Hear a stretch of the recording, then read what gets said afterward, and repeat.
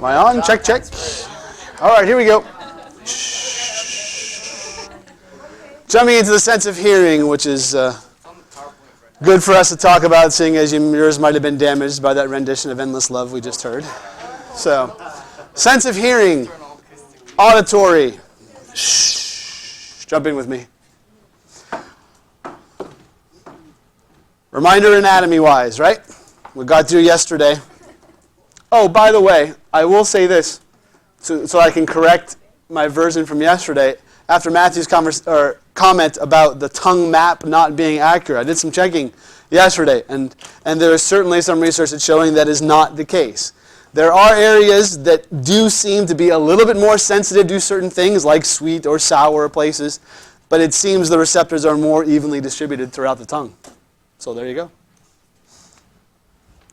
So now that we've made that correction, and we have incontrovertible proof on YouTube that Mr. Hess is wrong on occasion.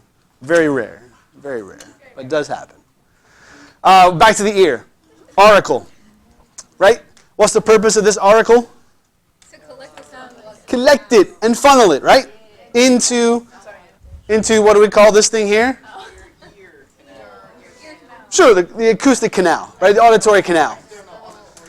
And the meatus is the hole in the bone, right? That allows that canal to go through. There are ear hairs, yes. Why do we have ear hairs, anyone?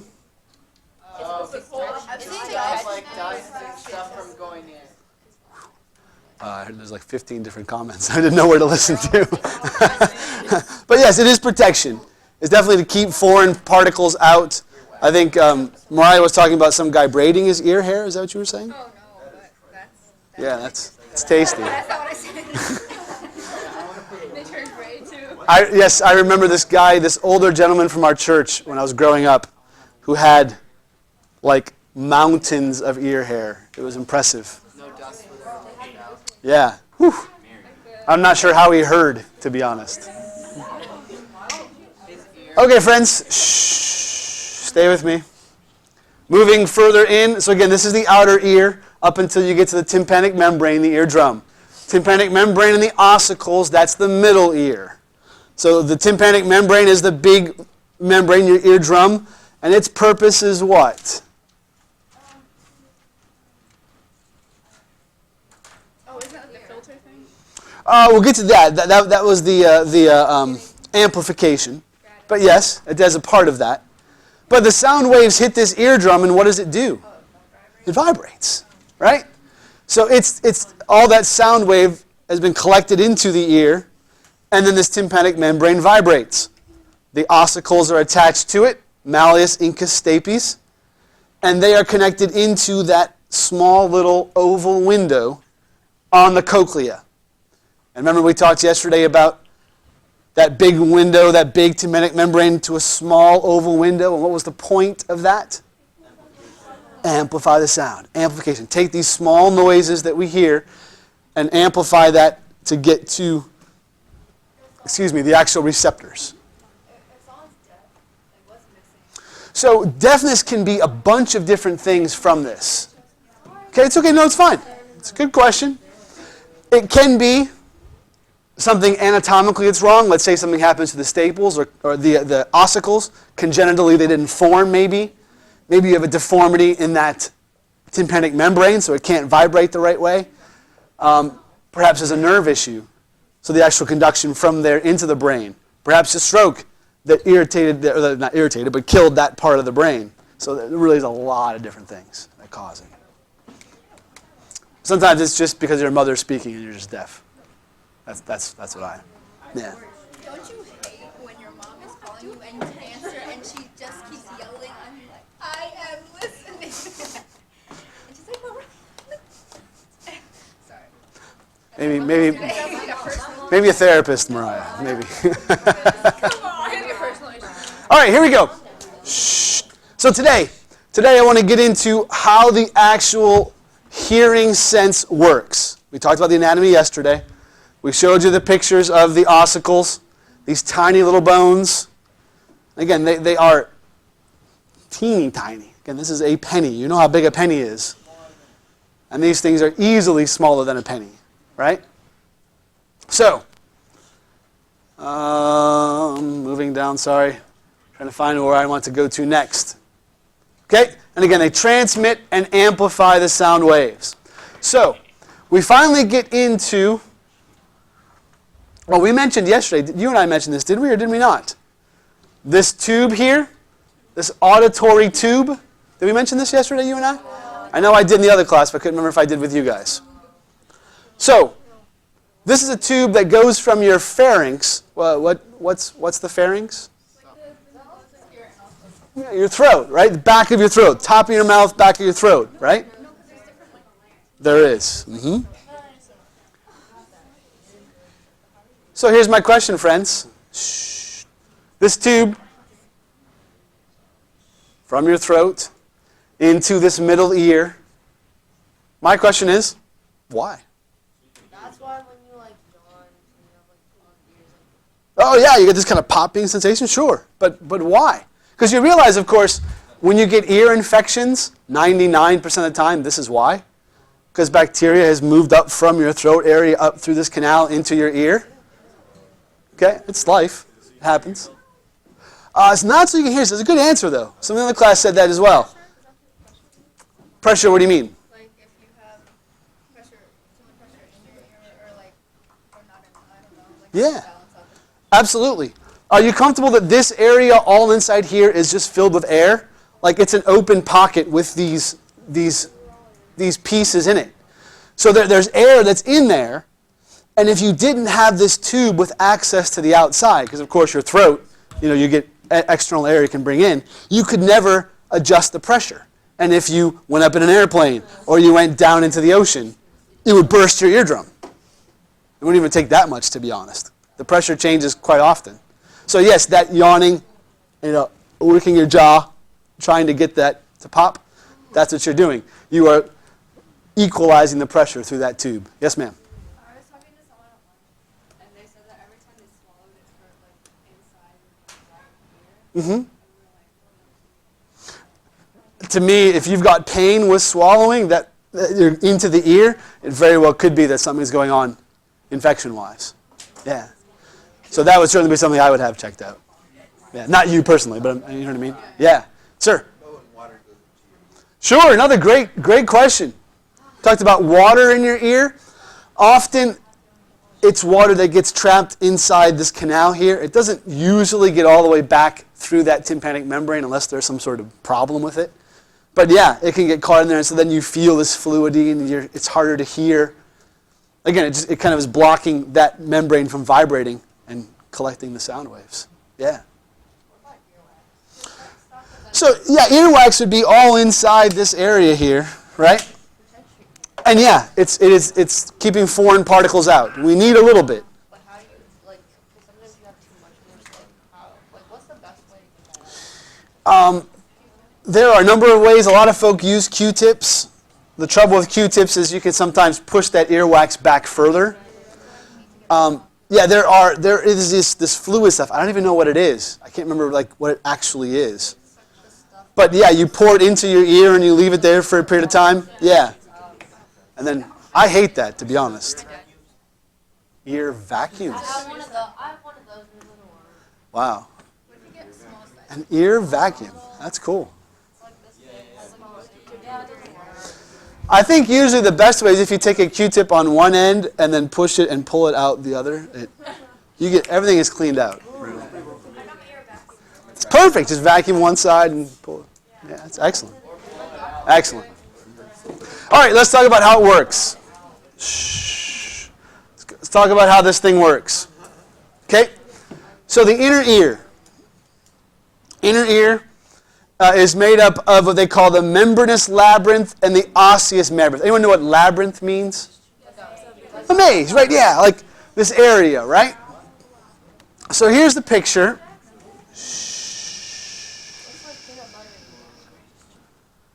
Stay with me, friends. Okay? Sorry, I'm waiting for you. You have two structures here that are kind of combined into one piece. You have these guys here like this that we call the semicircular canals. We'll talk about those when we talk about the balance system. And then you have the cochlea. Okay? And again, they call it a labyrinth. Just again, it kind of looks like this maze of, just tubes going all over the place, right? Here's your oval window, right? That's where that stapes is attached to, right? And the sound waves come in to this cochlea. And inside that cochlea, find the spot where we are here. Gives you much more detail. Inside that cochlea are these guys. These little hair cells. Can you see them over here? And these tiny little hair cells, I think there's another picture. Oh, there's not here. In your textbook, there's a nice, she's over on the eye. Mariah, she's all over the place. Over here on page 274, there's that scanning electron micrograph picture. You can see that it's zoomed in 3,800 times. Can you see that? And you have these tiny little hairs. And what happens is, when that sound comes in, these hairs respond to different frequencies. What's that? Yeah. Mm-hmm. Yep. Those.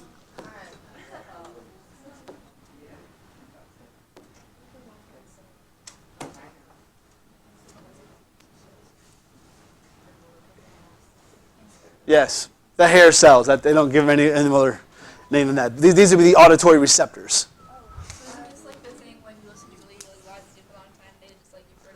Right, sure. So those guys definitely can be affected by the level of sound that you put into them. Absolutely. So, you know how we all walk around with these lovely earphones, right? And realizing, of course, that you are then putting that sound directly into the ear, right? No need to funnel. It's going right in, right? And yes, large amounts of sound can literally damage those hairs. Stay with me. Okay. And the tough thing about those things is, once they're damaged, they cannot be replaced. It's not something that grows back. So, oftentimes as we age, we lose some of the end ranges of our hearing, the very low and the very high. Our frequency range narrows. And again, it's because of the damage to those hair cells. All right? Your textbook talks about... I don't think it's here on our PowerPoint. Your textbook talks about a range of frequencies that you all can hear. Isn't that maybe in one of the orange boxes? Help me out. I got it right here. Yeah. I got it right here. Yeah. What is the frequency range? Shh. So above 85, and what's the highest? Well, no, decibels. Thank you, please. So we're not talking about decibels. Decibels is a measure of loudness. Okay? So we'll talk about that in a moment. We'll definitely talk about that in a moment. I'm talking about the range. Does it not list us a range of frequencies that our ear can hear? I thought it did. Yeah, the decibels I know. We'll talk about that definitely. Nothing there? All right, there's your Google. Let's see it. See if you can find. Hearing frequency range of the human ear. That's what I want to know. What's the range? No. Oh, goodness. It says, is it going to 20,000 hertz? 20,000 hertz? What's the low end? Okay, that's the high end. How about the low end? 20. Okay. So Brenda says Or per, you said audio, audiotrack.com? Okay. Brenda says from 20 to 20,000. So we'll start with 20. I'm going to play a tone. Again, I have it. It should be reasonably turned down.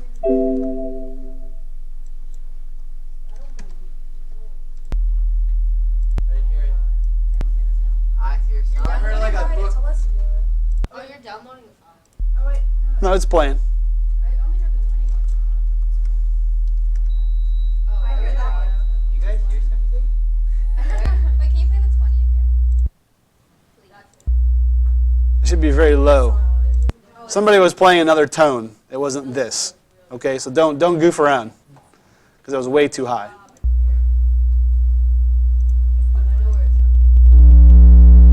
You hear it? It sounds like feedback.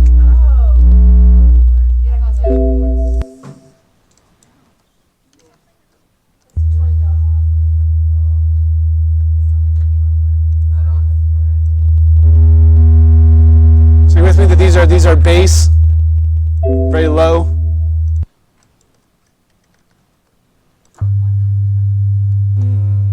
Right. Are these notes? Yeah.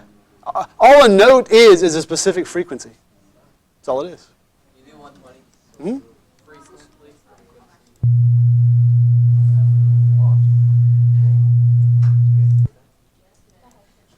Do you guys hear that? Oh, I hear that. It sounds Do like the 200. I believe that was in A sharp. In A sharp. What note is This E flat. that? What?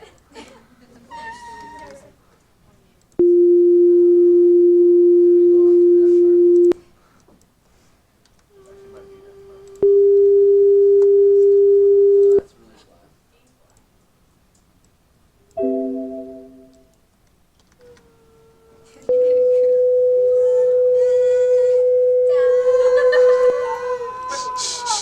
It's pretty high. Whose hurts? Well, it probably was named after someone. See how high Chelsea can sing along? Oh my goodness. Oh, Chelsea Yes. can sing Oh, I'm cackling like I'm just saying. Who's doing that? Nick. No, I thought it was Yes, Nick. Well done, Nick.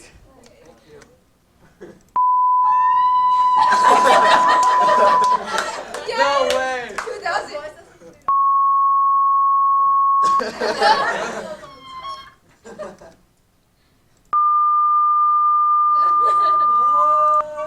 That's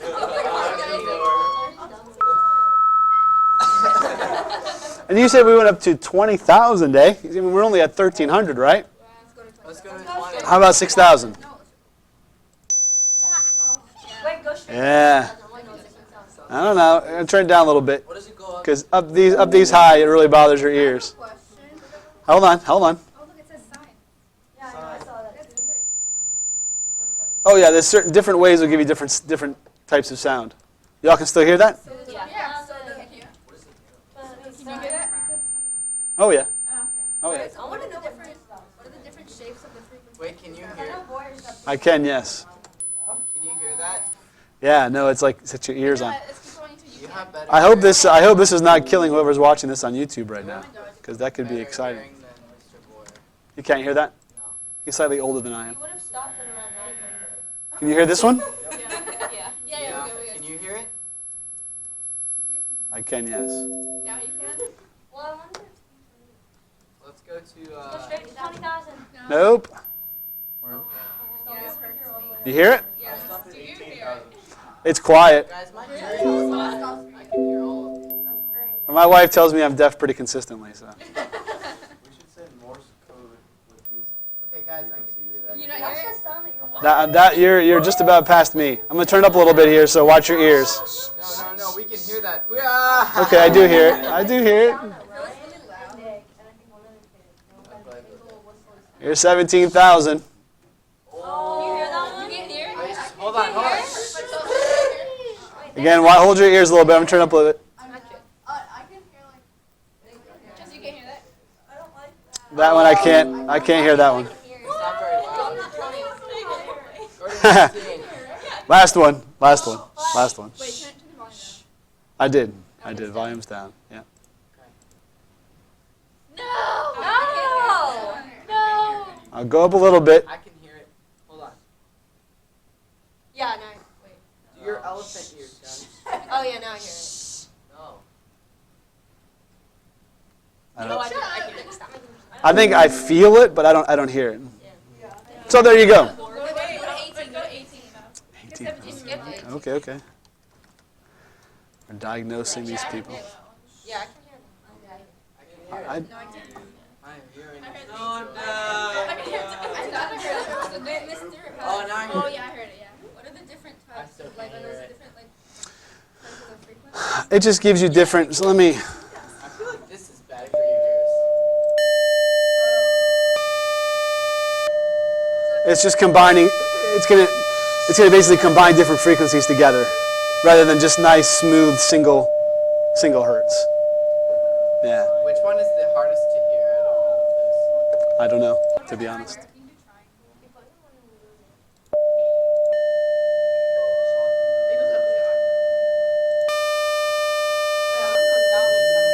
This actually sounds like an old TV or something. It sounds like an old Windows. Yeah. You press, like, the shiny, like, So there you go. There's your online tone generator. All right. So if I've got this lovely app, and I'm sorry that you people who are listening on YouTube can't see this, but this is just an app that's showing the decibels, how loud it is in this room currently. So right now we're rolling around 80 decibels, 70, 80, just depending on how I'm talking. Yeah. Max was 95. I believe in the band room we're at 99. Yeah, I would not be surprised at all. And the thing about decibels is it's logarithmic. So going up one doesn't mean it's just as 10 or one time as much. It's 10 times as much. It's like same thing as like your scale for earthquakes. A 2.0 versus a 3.0. A 3.0 is 10 times stronger than a 2.0. Are you with me? You all know logarithmic scales. So 2.1 But yeah. would be like. Right, about twice as much. Yep, you got it. Yeah, so this app says that we're cycling between normal, quiet conversation and an average automobile. It just depends on how I'm talking, where I am in relation to the speaker that's here. So yeah, when you all came in, at one point it was up to about 98. I had it going while you all came in. So yeah. But again, if you read that little box there, they're talking about prolonged exposure above 85. If you're consistently above 85, you can do damage. You do damage to those hair cells. There very well could be. Certainly these folks who use their ears an awful lot. So if you're always under 85, like when you listen to music and you turn it up, but you always stay under 85 decibels when you're good. I would say probably.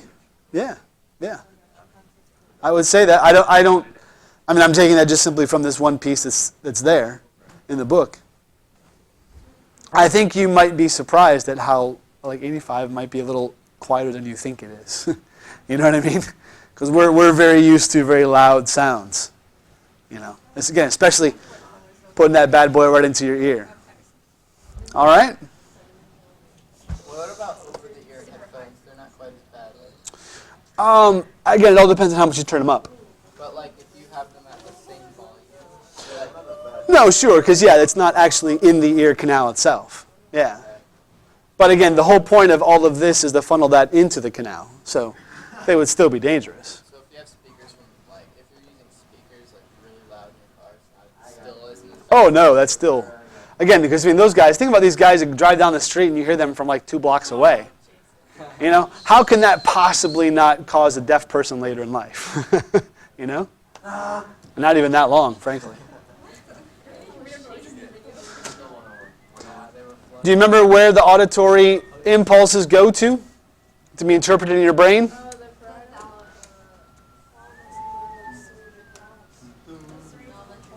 Cortex, sure. In the cortex. My apologies. Temporal is what it says here. Is that not correct? Right next to your... Okay. Because parietal is up top here. Yeah, temporal. You had me worried for a second. I thought I wasn't correct.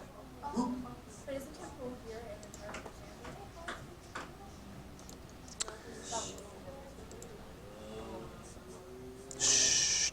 The one thing I did forget to mention, my friends, is that this cochlea is filled with this, they call it perilymph, this fluid. And that fluid is what carries the vibrations to the hair cells. The hair cells will line all of this shell all the way up and through. I would assume the lower frequency hairs would be closer to the opening, higher frequency hairs further in.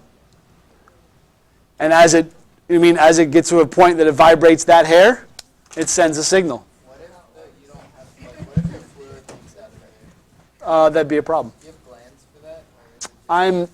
I honestly don't know how that is maintained. I would have to assume there is.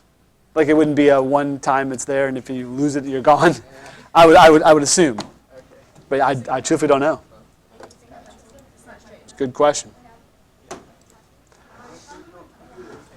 So So, if you burst your eardrums, is that like no, because remember, your eardrum is way out here. vibrations initially? Remember, the eardrum is way out here. So that's not going to affect that. So, friends, you would be comfortable, I would hope, tracing a sound wave from the outside of the ear all the way through the structures into the cochlea, getting those cells going, sending it to the brain. Are you with me? Be a nice test question, right? Adios.